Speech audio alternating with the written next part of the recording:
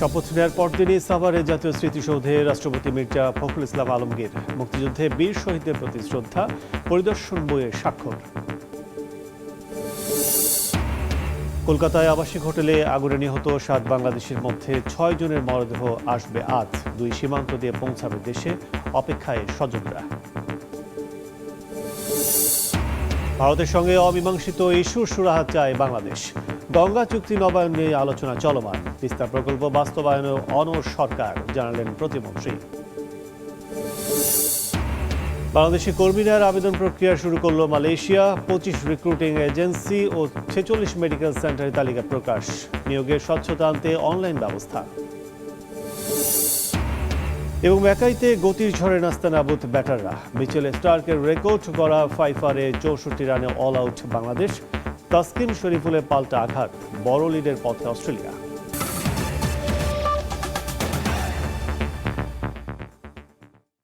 সময় সংবাদের সঙ্গে আছি আমি কাজল আব্দুল্লাহ। মহান মুক্তিযুদ্ধের বীর শহীদদের প্রতি শ্রদ্ধা নিবেদনের মধ্য দিয়ে দায়িত্বের নতুন অধ্যায় শুরু করলেন রাষ্ট্রপতি মির্জা ফখরুল ইসলাম আলমগীর। শপথ নেয়ার পরদিনই প্রথম আনুষ্ঠানিক কর্মসূচিতে সাভারে জাতীয় স্মৃতিসৌধে শ্রদ্ধা জানান তিনি। ইমরুল আহসানের রিপোর্ট। মহান মুক্তিযুদ্ধে বীর শহীদদের শ্রদ্ধা জানাতে শনিবার সাভারের জাতীয় স্মৃতিসৌধে যান রাষ্ট্রপতি মির্জা ফখরুল ইসলাম আলমগীর। রাষ্ট্রীয় আনুষ্ঠানিকতায় শহীদ বেদিতে শ্রদ্ধা জানান তিনি। এ সময় সশস্ত্র বাহিনীর চৌকুর সদস্যরা গার্ড অব অনার দেয়।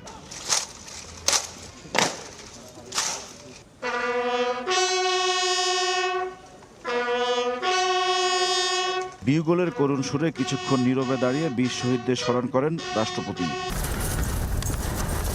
বাংলাদেশের ২৩তম রাষ্ট্রপতি হিসেবে শপথ নেওয়ার পরদিনই জাতীয় স্মৃতিসৌধে মুক্তিযুদ্ধের শহীদদের প্রতি শ্রদ্ধা জানালেন মির্জা ফখরুল ইসলাম আলমগীর। এরপর পরিদর্শন বইতে স্বাক্ষর করেন তিনি। পরে স্মৃতিসৌধ প্রাঙ্গণে একটি গাছের চারা রোপণ করেন রাষ্ট্রপতি। লাখো শহীদের রক্তের বিনিময়ে বাংলাদেশের মানুষ পেয়েছে লাল সবুজের পতাকা, পেয়েছে আলাদা ভূখণ্ড। সেই বীর শহীদদের স্মরণ করলেন রাষ্ট্রপতি মির্জা ফখরুল ইসলাম আলমগীর। বার্তা দিলেন মুক্তিযুদ্ধের আদর্শ আর সংবিধান সমুন্নত রাখতে দৃঢ় প্রত্যয়ী তিনি। ইমরুল আহসান, সময় সংবাদ, সাভার, ঢাকা। ভারতের সঙ্গে সম্পর্কের ক্ষেত্রে অমীমাংসিত ইস্যুতে আলোচনায় জোর দিচ্ছে বাংলাদেশ। বিশেষ করে গঙ্গা চুক্তির নবায়ন ও তিস্তার পানি বন্টন নিয়ে চলছে আলোচনা। তবে তিস্তা প্রকল্প বাস্তবায়নে আগের অবস্থান থেকে বাংলাদেশ সরে আসবে না বলে স্পষ্ট করেছেন পররাষ্ট্র প্রতিমন্ত্রী হুমায়ুন কবির। সাথীরা শারমিনের রিপোর্ট।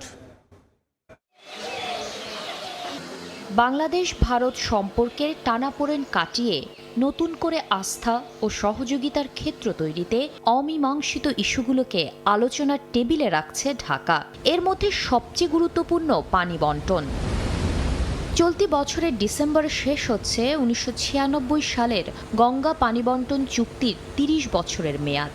আর ২০১১ সালের চূড়ান্ত পর্যায়ে গিয়েও পশ্চিমবঙ্গের আপত্তিতে স্বাক্ষরিত হয়নি তিস্তা পানি বন্টন চুক্তি, যা নিয়ে পরবর্তী ১৫ বছর ছিল অচলাবস্থা আর বাংলাদেশের জনগণের মধ্যে তীব্র হতাশা। এছাড়া তিস্তা প্রকল্পে চীনের সম্পৃক্ততা নিয়ে রয়েছে ভারতের উদ্বেগ। এ বিষয়ে সময় সংবাদে ঢাকার অবস্থান তুলে ধরেছেন সাবেক পররাষ্ট্র উপদেষ্টা হুমায়ুন কবির। জানান, গঙ্গা চুক্তির নবায়ন এবং তিস্তা পানি বন্টন নিয়ে ভারতের সঙ্গে আলোচনা অব্যাহত রাখছে সরকার। একই সঙ্গে তিস্তা নদী ব্যবস্থাপনা প্রকল্প বাস্তবায়নে বাংলাদেশ সিদ্ধান্ত থেকে সরে আসবে না বলেও স্পষ্ট করেন তিনি। গঙ্গা চুক্তি নবায়ন ডিসেম্বরে শেষ হয়ে আসছে। So these are things that we will start discussions on. Teesta আমরা করব, এখানে এটা থেকে বাংলাদেশ মানে ব্যাকট্র্যাক করার সম্ভাবনা নাই। Teesta must happen. টেকনিক্যাল অ্যাসেসমেন্টগুলো হচ্ছে, আমরা চাইনার সাথে প্রোভাইডিং টেকনিক্যাল এক্সপার্টিজ। তো দেখি যার সাথে আমাদের ইন্টারেস্ট মিলবে তার সাথেই হবে। আন্তর্জাতিক সম্পর্ক বিশ্লেষকদের মতে পানি বন্টন ইস্যুতে দিল্লির সঙ্গে সংলাপের পাশাপাশি জাতীয় স্বার্থকে অগ্রাধিকার দিচ্ছে ঢাকা। দুই দেশের সম্পর্ককে টেকসই করতে দীর্ঘদিনের অমীমাংসিত ইস্যু, বিশেষ করে গঙ্গা চুক্তির নবায়ন এবং তিস্তা পানি বন্টন সমস্যার সমাধানে আন্তরিকতা দেখাতে হবে ভারতকে। পশ্চিমবঙ্গ যে কারণেই হোক জল দিতে চায় না আমাদেরকে, বা তাদের আপত্তি থাকতে পারে, এটি পশ্চিমবঙ্গের বিষয় নয়। এটি আন্তর্জাতিক নদীর জলবন্টনের যে কনভেনশন রয়েছে বা যে আইন রয়েছে সেটি মেনে চলতে হবে দিল্লিকে। তিস্তা বলেন বা গঙ্গা বলেন, এটি বাংলাদেশ ভারত সম্পর্কে আমি মনে করি খুবই গুরুত্বপূর্ণ একটা বিষয় হয়ে থাকবে এবং এটা এখন একটা বিষ-ফোড়াই হয়ে আছে, এটাকে দ্রুত সমাধান করা দরকার। আমি মনে করি এখানে দায়িত্বটা বেশি ভারতে। শুধু সফর করে ফেললেই হলো না, এই সফর থেকে আমাদের দিক থেকে কি আউটকাম হবে সফরে সেটি খুবই গুরুত্বপূর্ণ। দিল্লির সঙ্গে সম্পর্ক এগিয়ে নিতে সংলাপের পথেই আছে ঢাকা, তবে সেই কূটনীতির কেন্দ্রে থাকছে পারস্পরিক স্বার্থ, সমতা এবং বাংলাদেশের জাতীয় স্বার্থের সুরক্ষা। শাতিলা শারমিন, সময় সংবাদ, ঢাকা। ভারতের কলকাতার আবাসিক হোটেলে অগ্নিকাণ্ডে নিহত 7 বাংলাদেশের মধ্যে 6 জনের মরদেহ ভোমরা ও বেনাপোল দিয়ে দেশে আনা হবে। এই মুহূর্তে বেনাপোল বন্দরে আছেন সহকর্মী আজিজুল হক এবং ভোমরা ইমিগ্রেশনে আছেন সহকর্মী মমতাজ আহমেদ বাপি। সরাসরি প্রথমে যাচ্ছি আজিজুলের কাছে। উন্নত চিকিৎসার জন্য প্রতিদিন বাংলাদেশের বিভিন্ন অঞ্চল থেকে বৈধ প্রক্রিয়ায় অর্থাৎ পাসপোর্ট ভিসা যোগে কিন্তু হাজার হাজার মানুষ কিন্তু ভারতে যাচ্ছে। ঠিক তেমনি ভালো চিকিৎসার আশায় কুষ্টিয়ার একই পরিবারের 4 জন, সাতক্ষীরার 2 জন এবং ঢাকার 1 জন উন্নত চিকিৎসার আশায় কিন্তু মেডিকেল বিষয়ে তারা ভারতে গিয়েছিলেন। তবে ভাগ্যের নির্মম পরিহাস, সুস্থ জীবন নিয়ে ফেরার পরিবর্তে তাদের ফিরতে হয়েছে কলকাতার একটি আবাসিক হোটেলে অগ্নিকাণ্ডের ঘটনায় তাদেরকে ফিরতে হয়েছে কফিনবন্দি নিথর দেহ নিয়ে। যে সমস্ত 7 জন বাংলাদেশি মারা গেছেন এর মধ্যে 5 জনের মরদেহ আজ বেনাপোল চেকপোস্ট দিয়ে কিন্তু বাংলাদেশে তাদের স্বজনদের কাছে হস্তান্তর করা হবে। লাশ বহনকারী যে ভারতীয় অ্যাম্বুলেন্স চালক আছে তার সাথে আমার কথা হয়েছে। সেই চালক সাব্বির হোসেন আমাকে জানিয়েছেন কিন্তু পুলিশের ছাড়পত্র না পাওয়ায় কিন্তু এখনো এই 5 বাংলাদেশির মরদেহ কিন্তু কলকাতা হিমঘরে আছে এবং সেখানে যে কাগজপত্রের আনুষ্ঠানিকতা সেটি সম্পন্ন হলে আশা করা যাচ্ছে যে দুপুরে 1টার দিকে কিন্তু কলকাতাকে রওনা হবে এবং বেনাপোল অর্থাৎ পেট্টাপোল সীমান্তে তাদের মরদেহ পৌঁছাতে কিন্তু বিকাল 3টা থেকে 3:30টা পর্যন্ত সময় লেগে যেতে পারে। আপনি জানেন যে উন্নত চিকিৎসার জন্য এই চলতি মাসের প্রথম সপ্তাহে কিন্তু এই যে 5 যে বাংলাদেশের যে 7 জন বাংলাদেশি নিহত হয়েছেন এই 7 জন বাংলাদেশি কিন্তু ভারতে গিয়েছিলেন এবং কলকাতার একটি হোটেলে তারা কিন্তু যখন ছিলেন তখন অগ্নিকাণ্ডের হতে কিন্তু এই 5 বাংলাদেশি অগ্নিকাণ্ডের ঘটনায় নিহত হয়। আপনারা জানেন আজকে যে 5 বাংলাদেশি ফেরত দেওয়া হবে এর মধ্যে সাতক্ষীরার 1 জন রয়েছেন। তো সেই সাতক্ষীরার একজন যে ফেরত আসবে তার সম্পর্কে বিস্তারিত জানানোর জন্য সাতক্ষীরা বন্দরে আছেন আমাদের সহকর্মী বাপ্পি হোসেন, সরাসরি যুক্ত হচ্ছে তার সাথে। আমি এখন আছি সাতক্ষীরার সেই ভোমরার 0 পয়েন্টে আলিমুজ্জামান সাজুর মরদেহ ভারতীয় লাশবাহী গাড়িতে এসে পৌঁছেছে। এখনই লাশ হস্তান্তর হবে। এপারে রয়েছে বিএসএফ এবং ওপারে রয়েছে বিএসএফ এবং ইমিগ্রেশন পুলিশ, আবার বাংলাদেশ পারে রয়েছে বিজিবি এবং ইমিগ্রেশন পুলিশ। আমরা সেই ছবি আপনাদেরকে দেখাচ্ছি। এই লাশ হস্তান্তর হচ্ছে এখন।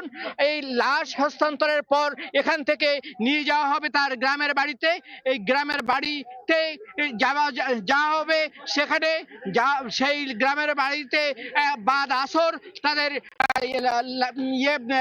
জানাজা শেষে পারিবারিক গোরস্থানে তাকে দাফন করা হবে, এটি জানিয়েছে তার পরিবার আমাদেরকে। আমরা দেখছি এই মুহূর্তে যে ভারতীয় লাশবাহী গাড়ি থেকে সেই মরদেহ আমাদের বাংলাদেশি লাশবাহী গাড়িতে তোলা হচ্ছে। সেই প্রক্রিয়াটি চলছে এখন। বিএসএফ এবং বিজিবির সামনে উপস্থিতিতে ইমিগ্রেশন পুলিশ এটি গ্রহণ করছে।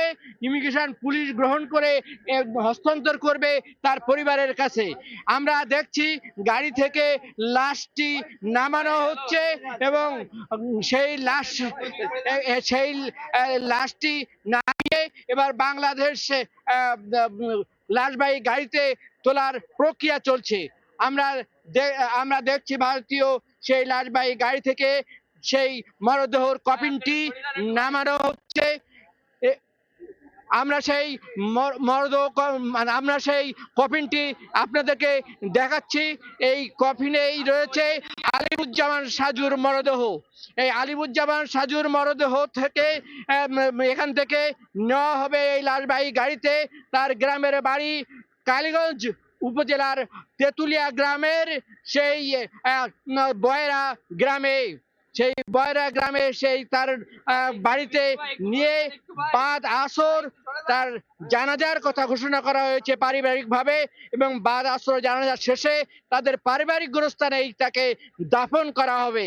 আমরা সেই লাশবাহী ভারতীয় গাড়ি থেকে সাজুর মরদেহটি নামানো হয়েছে, এবার তোলা হবে বাংলাদেশ লাশবাহী গাড়িতে। আমরা সেই বাংলাদেশ লাশবাহী গাড়িতে তোলা সেই আমরা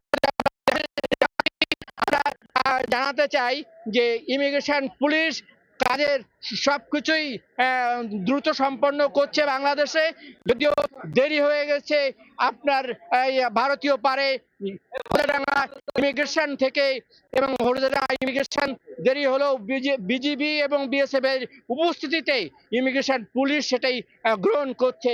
আমরা সেটি আপনাদেরকে দেখাচ্ছি।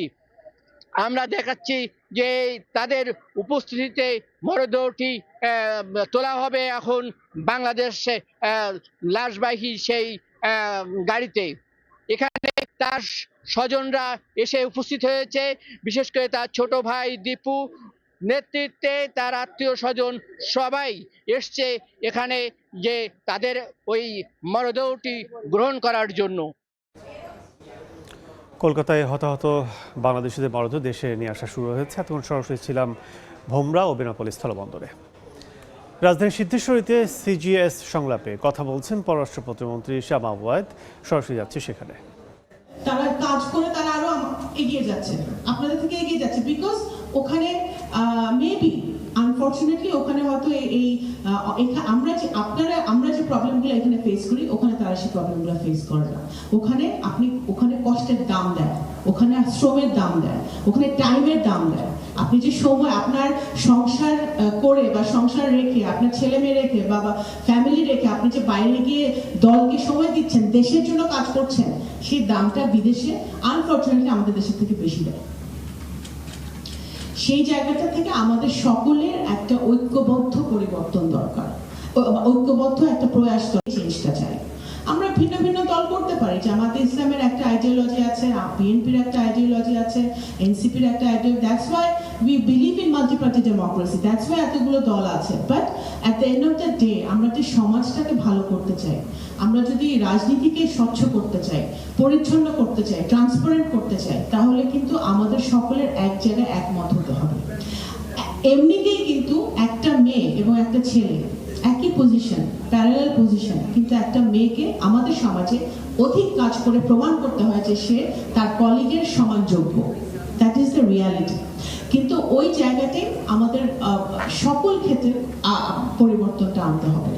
পরিবর্তনটা আনতে হলে আমি নিজে বিভিন্ন সময় ভুক্তভোগী ছিলাম, but I am very fortunate যে আমার দল, আমার ফ্যামিলি আমাকে সবসময় সাপোর্ট করেছে, কারণ ফ্যামিলি সাপোর্টটা অনেক দরকার হয়। ফ্যামিলি সাপোর্ট, আপনি যখন দেশের জন্য কাজ করবেন, আপনি দলের, বিশেষ করে বাংলাদেশে যেখানে গত 17 বছর কোনো ডেমোক্রেসি ছিল না, আমাদের মেয়েরা রাস্তায় লাঞ্ছিত হয়েছে, অপমানিত হয়েছে, জেলে গেছে, তো অনেক কষ্ট করে আমাদের নারীরা পলিটিক্স করে, বিরোধী দলের পলিটিক্স তো আরো কঠিন।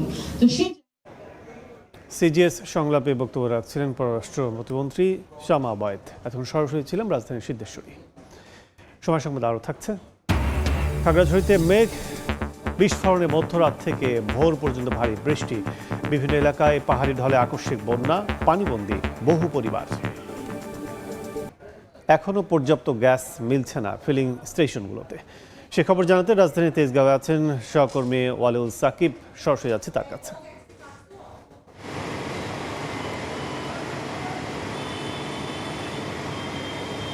এই মুহূর্তে আমি তেজগাঁওয়ের যে ফিলিং স্টেশনটিতে আছি সেখানকার পরিস্থিতি তুলনামূলক ভালো রাজধানীর অন্যান্য ফিলিং স্টেশনগুলোর তুলনায়। এখানে আমরা দেখতে পাচ্ছি যে 40 মিনিট থেকে শুরু করে 1 ঘন্টার মধ্যে কিন্তু যে গ্যাস পাচ্ছেন এখানকার চালকরা। তবে আমি সকাল থেকে আসলে যেই পাম্পগুলোতে ঘুরেছি, বিশেষ করে মগবাজারে দেখেছি, সেখানে কিন্তু আমরা দেখেছি 2 থেকে 3 ঘন্টা পর্যন্ত কিন্তু অপেক্ষার পর গ্যাস পাওয়া যাচ্ছে।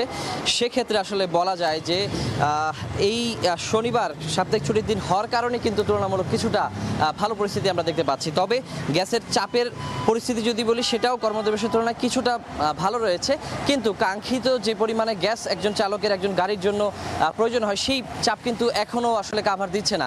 মোটামুটি বলা যায় যে কর্মদিবসের তুলনায় কিছুটা বাড়তি গ্যাস তারা পাচ্ছেন, তবে তাদের যে পরিমাণ দরকার রুজি রোজগারের জন্য কিংবা স্বাভাবিক কাজকর্ম চালিয়ে নেওয়ার জন্য সেটুকু গ্যাস কিন্তু তারা পাচ্ছেন না। তো আমরা দেখতে পাচ্ছি যে আসলে বেশ কিছু পাম্প কিন্তু বন্ধ পেয়েছে আমরা এই রাজধানীর এই গ্যাস সংকটের কারণে। আর যেগুলো চালু রয়েছে সেখানে তো আমি পরিস্থিতি বলছি আসলে। আর এখানকার যারা চালক রয়েছেন এবং যারা হচ্ছে এই গ্যাস দেওয়ার কাজে সংশ্লিষ্ট যারা রয়েছেন তাদের সঙ্গে আমরা কথা বলছিলাম, তো তারা বলছেন যে আসলে শুক্র শনিবার কিছুটা পরিস্থিতি ভালো হলেও কর্মদিবসে শুরু হলে রবি থেকে বৃহস্পতিবার কিন্তু আবারও সেই যে ভয়াবহ সংকটের চিত্র সেটি কিন্তু সামনে উঠে আসে। আর যেমনটি বলছিলাম যে চালক, বিশেষ করে যারা রাইড শেয়ারিং এবং সিএনজি চালক যারা রয়েছেন তাদের যে দুর্ভোগের চিত্রটি কিন্তু আমরা প্রতিনিয়তই দেখতে পাচ্ছি যে তাদের আয় রোজগার কিন্তু অনেকটাই নেমে এসেছে। সে কারণে কিন্তু প্রচণ্ড দুর্ভোগের মধ্যে তারা আছেন। তারা বলছেন যেন দ্রুত এই সংকটের সমাধান করা হয়। তো এই ছিল আমার কাছে এখন পর্যন্ত তেজগাঁওয়ের ফিলিং স্টেশন থেকে সবশেষ খবর। এখন সরাসরি ছিলাম তেজগাঁওয়ে। দেখছেন সময় সংবাদ, সঙ্গে থাকুন। মেঘ বিস্ফোরণ ও ভারী বৃষ্টিতে খাগড়াছড়ির চেঙ্গি ও মাইনী নদীর পানি বেড়ে তলিয়ে গেছে নিম্নাঞ্চল। পানিবন্দী হয়ে পড়েছেন বেশ কয়েকটি পরিবার। শুক্রবার মধ্যরাত থেকে ভোর পর্যন্ত টানা বৃষ্টিপাত হয় সদর ও দীঘিনালা সহ বিভিন্ন এলাকায়। এতে চেঙ্গি নদীর পানি বেড়ে বিভিন্ন এলাকায় জলাবদ্ধতা দেখা দেয়। বাধ্য হয়ে অনেকেই ঘরবাড়ি ছেড়ে উঁচু স্থান ও সড়কে আশ্রয় নেন। দীঘিনালা চৌমোহনী স্টিল ব্রিজের 2 পাশের সড়কের বিভিন্ন অংশ তলিয়ে যাওয়ায় যানবাহন চলাচল ব্যাহত হয়। এছাড়া খাগড়াছড়ি দীঘিনালা সড়কের 8 মাইল এলাকায় পাহাড় ধসে 7 ঘন্টা যান চলাচল বন্ধ থাকে।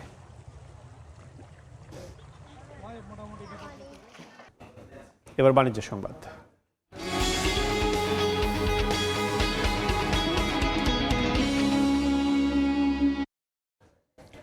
দীর্ঘ প্রতীক্ষার অবসান ঘটিয়ে মালয়েশিয়ার শ্রমবাজারে বাংলাদেশি কর্মী পাঠানোর আবেদনের প্রক্রিয়া শুরু হয়েছে। নিয়োগ প্রক্রিয়ায় শতভাগ স্বচ্ছতা ও গতিশীলতা আনতে সম্পূর্ণ অনলাইন ভিত্তিক নতুন ব্যবস্থা চালু করেছে দেশটির মানব সম্পদ মন্ত্রণালয়। একই সঙ্গে পোর্টালে বাংলাদেশের 25টি রিক্রুটিং এজেন্ট ও 46টি মেডিকেল সেন্টারের তালিকাও প্রকাশ করা হয়েছে। মালয়েশিয়া থেকে আব্দুল কাদেরের রিপোর্ট। মালয়েশিয়ার শ্রমবাজারে গতি ফেরাতে নতুন পদক্ষেপ নিয়েছে দেশটি। শনিবার দেশটির মানব সম্পদ মন্ত্রণালয়ের দেয়া নোটিশে জানায়, এখন থেকে নিয়োগকর্তারা foreign worker centralize management system বা FWCMS পোর্টালের মাধ্যমে সরাসরি আবেদন করতে পারছেন। এই পোর্টালে উন্মুক্ত করা হয়েছে বাংলাদেশের অনুমোদিত 25টি রিক্রুটিং এজেন্সির তালিকা। সেই সঙ্গে ঢাকা, চট্টগ্রাম, সিলেট বিভাগের 46টি প্রাথমিক অনুমোদিত মেডিকেল সেন্টারের তালিকাও যুক্ত করা হয়েছে। আমরা চাই বাংলাদেশের যে দক্ষ শ্রমিকগুলো আছে তারা যেন সিন্ডিকেট ছাড়াই মালয়েশিয়াতে ভালোভাবে আসতে পারে কম খরচে। মালয়েশিয়া সরকারকে এবং বাংলাদেশ সরকারকে আমরা ধন্যবাদ জানাই কলিন ভিসা চালু করার জন্য। এদিকে মালয়েশিয়ার রেস্তোরাঁ খাতের 15,000 কর্মী কোটা পূরণে নেওয়া হয়েছে বিশেষ উদ্যোগ। প্রথম ধাপে 1033 নিয়োগকর্তার বিপরীতে 5,000 কর্মীর অনুমোদন প্রক্রিয়া চলছে এবং বাকি 10,000 কোটার জন্য নতুন করে অনলাইনে আবেদনের আহ্বান জানানো হয়েছে। এছাড়া কুয়ালালামপুর বিমানবন্দরে পৌঁছানোর পর কর্মীদের প্রশাসনিক প্রক্রিয়া সহজ ও দ্রুত করতে শীঘ্রই পরীক্ষামূলকভাবে চালু হতে যাচ্ছে বৈদেশিক কর্মী ট্রানজিট সেন্টার। অনলাইন নির্ভর এই নতুন ব্যবস্থার ফলে একদিকে যেমন দালাল চক্র ও অতিরিক্ত অভিবাসন ব্যয়ের মতো পুরনো বিতর্ক বন্ধ হবে, তেমনি শ্রমবাজারে ফিরবে শতভাগ স্বচ্ছতা, এমনটাই প্রত্যাশা প্রবাসী বাংলাদেশি ও সংশ্লিষ্ট বিশেষজ্ঞদের। মালয়েশিয়া থেকে মোহাম্মদ আব্দুল কাদের, সময় সংবাদ। বগুড়ায় ছুটিতে বাড়ি যাওয়ার পথে ট্রাক চাপায় এক বিজিবি সদস্য নিহত হয়েছেন। পুলিশ জানায় ছুটিতে 2 বিজিবি সদস্য নওগাঁর পত্নীতলা বিজিবি ক্যাম্প থেকে নিজ জেলা কুড়িগ্রামে যাচ্ছিলেন। পথে মোকামতলা এলাকায় যাত্রা বিরতি দেন তারা। এ সময় সড়ক পার হওয়ার সময় বগুড়া থেকে রংপুরগামী দ্রুত গতির একটি ট্রাক রফিকুল ইসলামকে চাপা দেয়। এতে ঘটনাস্থলেই মৃত্যু হয় তার।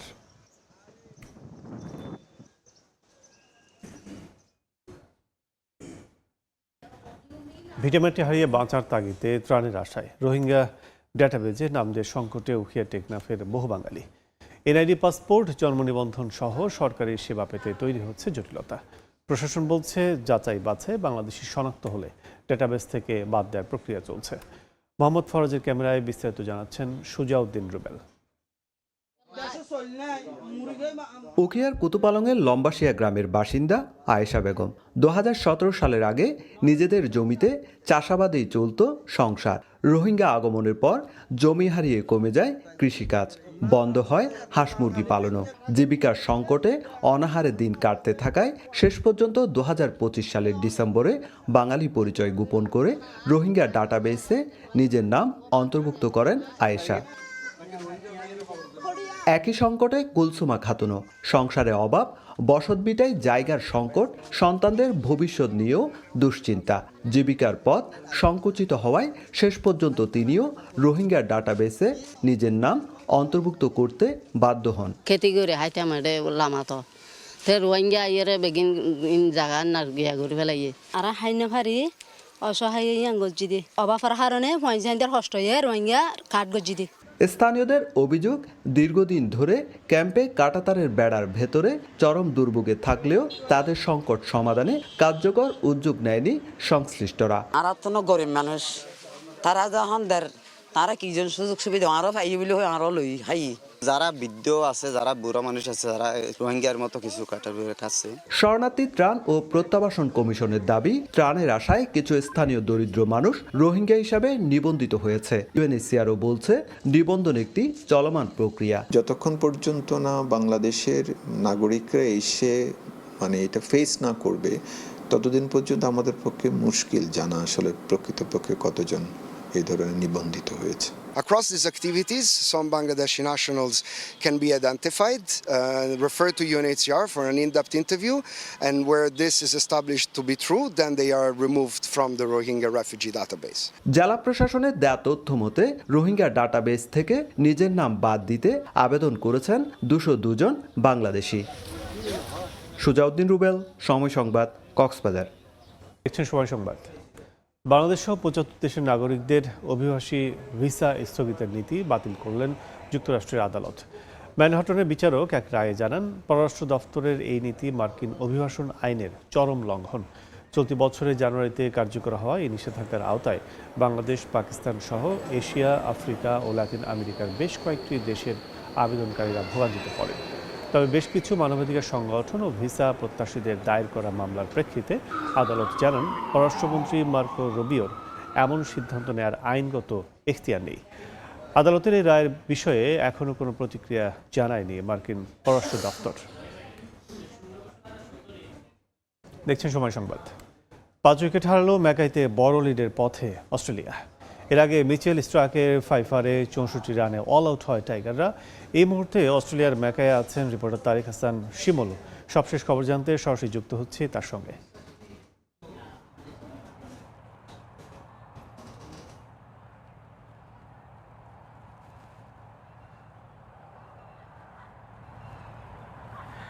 দারুণভাবেই কিন্তু ম্যাকা টেস্ট জমে উঠেছে বলতে হয়। বাংলাদেশ প্রথম ইনিংসে ব্যাটে শর্টেজ হলেও অস্ট্রেলিয়ান ব্যাটসম্যানদেরকে আটকাতে বাংলাদেশ বোলাররা কিন্তু দারুণ করছে। মাঝখানে যে একটা পার্টনারশিপ হয়েছিল স্টিভেন স্মিথ এবং ক্যামেরন গ্রিনের মাঝে, সেই পার্টনারশিপটা ভেঙেছেন শরীফুল এসে, এবং তারপর থেকে আমরা যেমনটা দেখছি যে এখন পর্যন্ত কিন্তু একের পর এক উইকেটের পতন আমরা দেখতে পাচ্ছি, যেটা আসলে চিন্তার কারণ হয়ে দাঁড়িয়েছে। অস্ট্রেলিয়ার লিডটা 80 পার হয়ে গেছে, হয়তোবা সেটা 17 রানও পার হয়ে যাবে। তবে বাংলাদেশের এখন সবচেয়ে বড় টার্গেট যেটা, যত কম রানের মধ্যে অস্ট্রেলিয়াকে অল আউট করা যায়। যেভাবে আসলে এখন ম্যাচটা গড়াচ্ছে তাতে মনে হয় যে বাংলাদেশ আজকের দিনে সেকেন্ড ইনিংসে ব্যাটিংয়ে নামতেও পারে, কারণ এই শেষ সময়ে এসে উইকেটের চরিত্রটা কিছু বদলেছে। ঠান্ডাটা একটু এখন বেশি অনুভূত হচ্ছে, বাতাস রয়েছে, পেসাররা ভালো সুবিধাটা পাচ্ছেন। ক্যামেরন গ্রিন যিনি রয়েছেন তিনি একমাত্র স্ট্যাবলিশ ব্যাটসম্যান ছিলেন। শরীফুল আরও একটি উইকেট তুলে নিয়ে কিন্তু 5 উইকেট শিকার করে নিয়েছেন। তিনি ফার্স্ট টেস্টটিতে ছিলেন না, ইনজুরির কারণে তারপরে ডারউইনে এসেছিলেন, দলের সঙ্গে ছিলেন, জয় উদযাপন করেছেন এবং কি এই টেস্টে এসে কিন্তু ইবাদতের পরিবর্তে নেমে 5 উইকেট তুলে নিয়েছে। এখন কিন্তু দারুণ একটা রোমাঞ্চ তৈরি হয়েছে ম্যাকাই টেস্ট। এখন দেখার বিষয় কোন পথে যায় এই টেস্ট। তো আমার কাছে এই ছিল সবশেষ খবর। এখন সরাসরি ছিলাম অস্ট্রেলিয়া। এরপর যে শীর্ষ সংবাদগুলো জানিয়ে দিচ্ছে আরেকবার।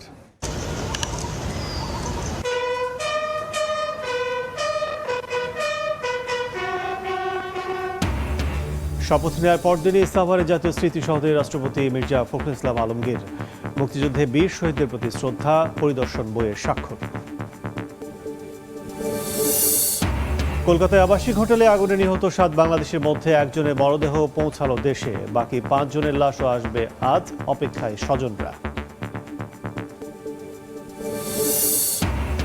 এবং বাংলাদেশি কর্মী নেওয়ার আবেদন প্রক্রিয়া শুরু করল মালয়েশিয়া। 25 রিক্রুটিং এজেন্সি ও 46 মেডিকেল সেন্টারের তালিকা প্রকাশ। নিয়োগের স্বচ্ছতা আনতে অনলাইন ব্যবস্থা।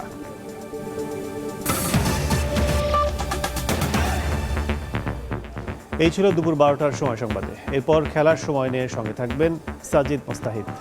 ধন্যবাদ কাজল। খেলার সময় আসছে কিছুক্ষণ পর, সঙ্গেই থাকুন সময়ের।